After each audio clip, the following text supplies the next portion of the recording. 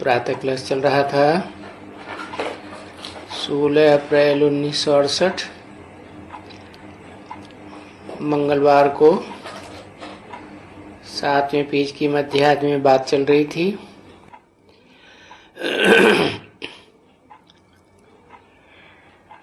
कि कलयुग के अंत में तो गिरते ही हैं, सब गिरते हैं, सब तमो प्रधान बनते हैं।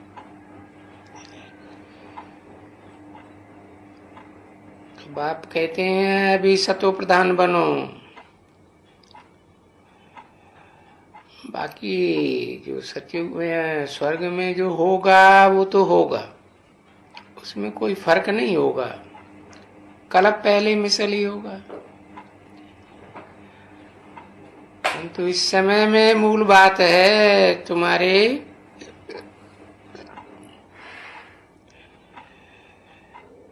भले के लिए। बाबा कहते हैं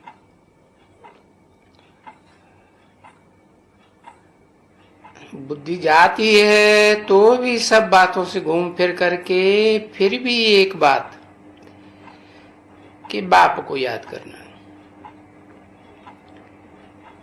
तो याद करो, उसमें मेहनत है। पहले वो तो मेहनत की बात तुम पूरी करो जिसमें बहुत मेहनत लगती है, क्योंकि माया के तूफान बहुत आते हैं,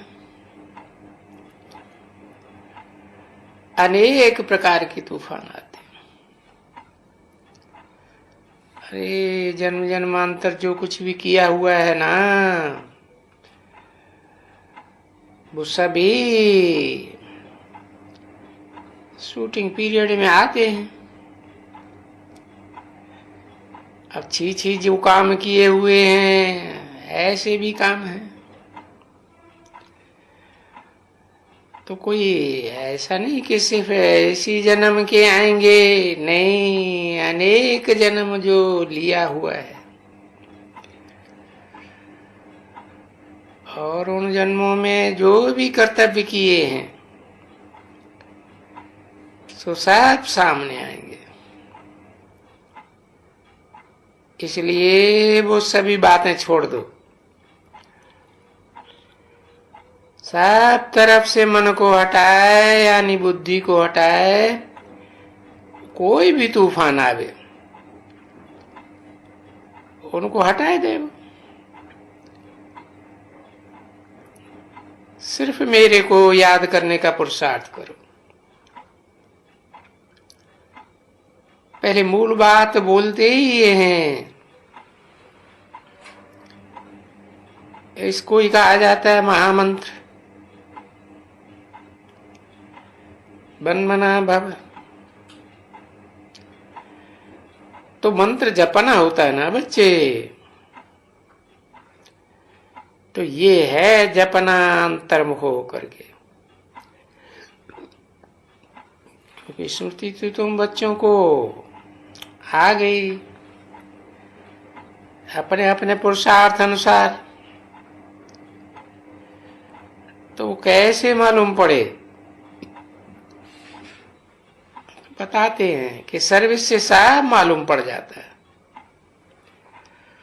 और अच्छी तरह से मालूम पड़ जाता है। जो सर्विस वाले हैं उनको ही खुशी रहती है, सेवा का मेवा खुशी मिलती है ना। क्योंकि जो जो अच्छी सर्विस करते हैं तो उसमें सर्विस का सबूत भी तो मिलता है ना। देखो ये हैं बेहद के पंडे, पार्टी ले आते हैं, और उन पंडों में भी कौन से पंडे ले आते हैं?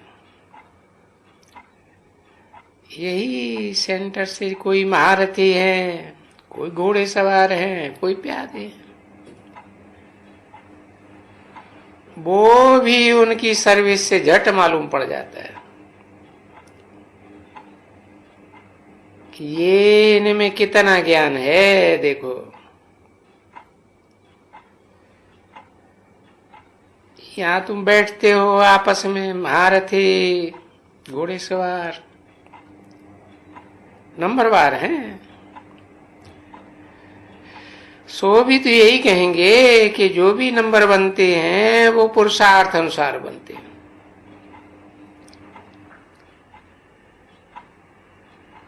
सब मालूम पड़ जाता है।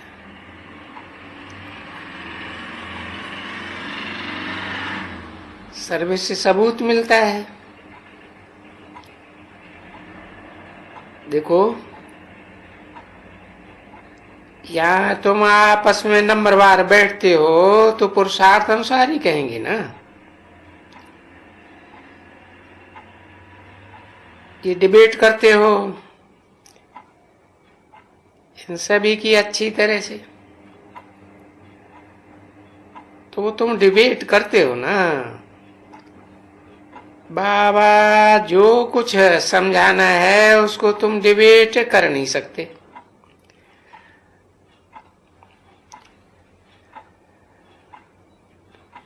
जो समझा चुके हैं तो उसके ऊपर तुम्हारी डिबेट चलती रहती है। आपस में रू रेहान जिसको कहा जाता है, नहीं तो है बहुत सिंपल बात समझाने की। जो ही तुम बच्चों को डिफिकल्ट में ले आती है,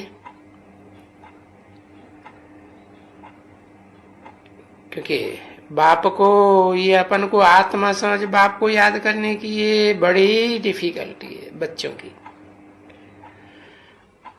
और खुद कहते हैं ये बाबा,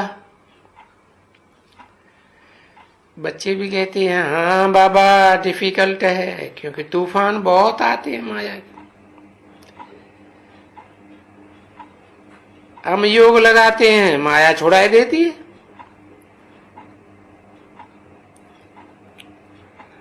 क्योंकि हम जानते हैं कि नई दुनिया में अथाह सुख है।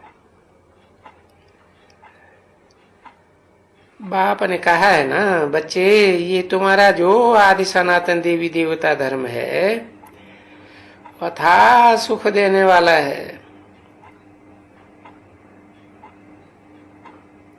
और कहते भी हैं कि स्वर्गवासी थे।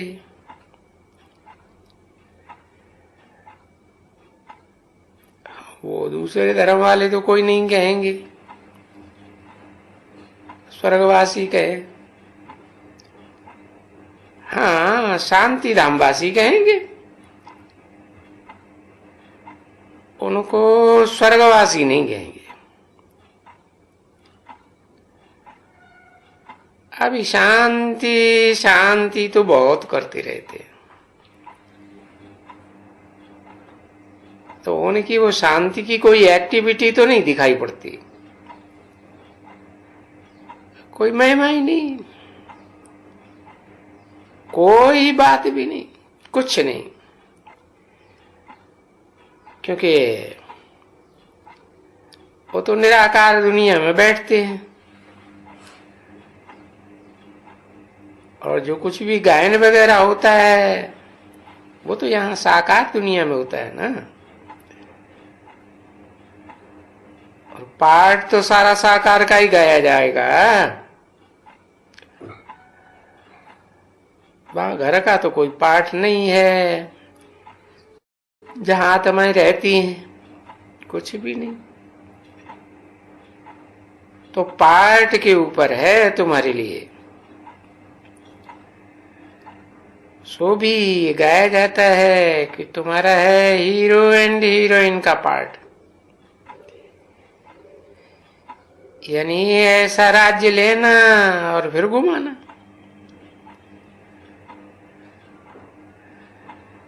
तो तुम राज्य लेते हो तभी तुमको महावीर कहा जाता है। और अब जब ही गवाते हैं तो कोई तुमको महावीर थोड़ी कहते। अभी महावीर बनना है। और कैसे महावीर बनेंगे, सो भी बाप ने सुनाया। अडोल। माया तुमको गिरा ही न सके। कोई भी तूफान आए, तो तूफानों में कुछ न कुछ हिलेंगी तो जरूर, परंतु आखिर में तो बन जाएंगी ना। अरे कितने भी तूफान आएंगे तो फिर तुम चलायमान नहीं होंगे। कौन? जो महावीर होंगे। तो देखो ये कितना अच्छा वैल्यूबल ज्ञान है। इसकी क्या कोई कीमत रखी जाती है? नहीं। हाँ, ये जरूर है कि इस ज्ञान से खुशी का पारा बहुत चढ़ता है।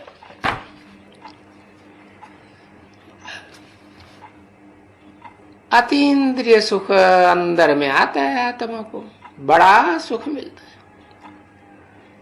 कि बाबा मिला है और बाबा हमको पढ़ा ही रहे हैं,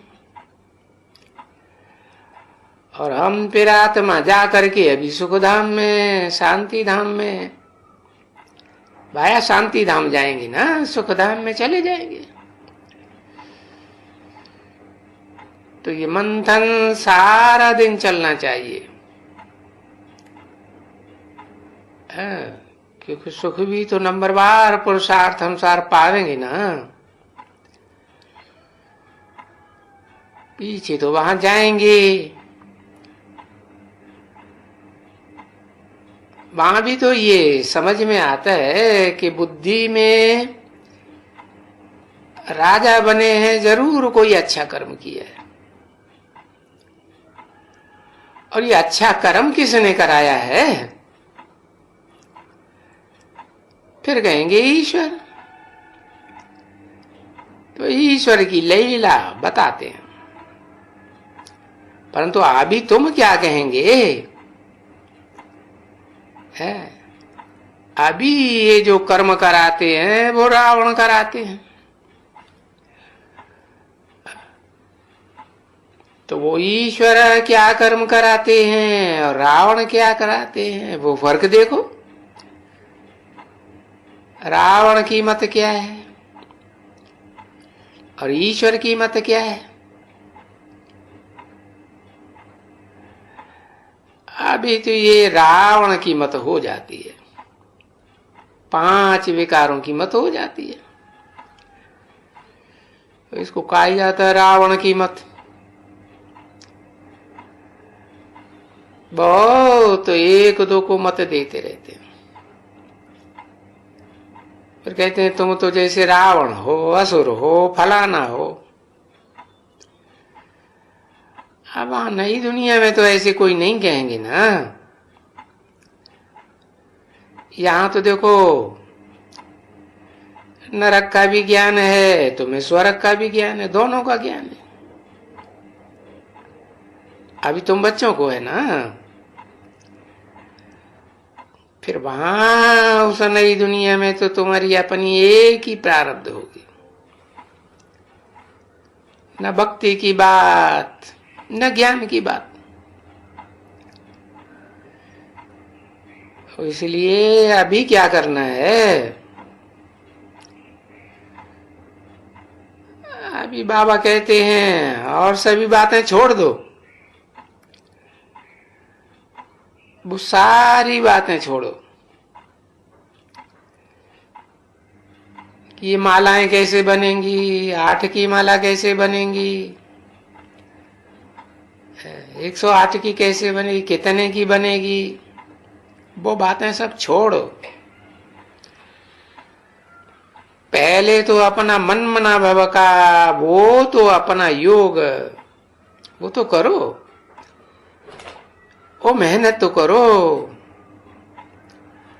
और वो मेहनत करने के लिए सभी को यही युक्ति बताओ, बाप को याद करो। और बाप को याद करने से क्या क्या फायदे होते हैं वो कहते हैं ना, बाप तुम मुझे याद करने से मेरे द्वारा ये सब कुछ राज समझ जाएंगे, क्योंकि ये राज की बात है, मेरे अलावा और तो कोई समझा ही नहीं सकते। और बाप भी देखो वंडर है ना, शिव बाबा कैसे आते, और आत्माएं तो सभी आएंगी, और वो अभी भी सब आती जाती है।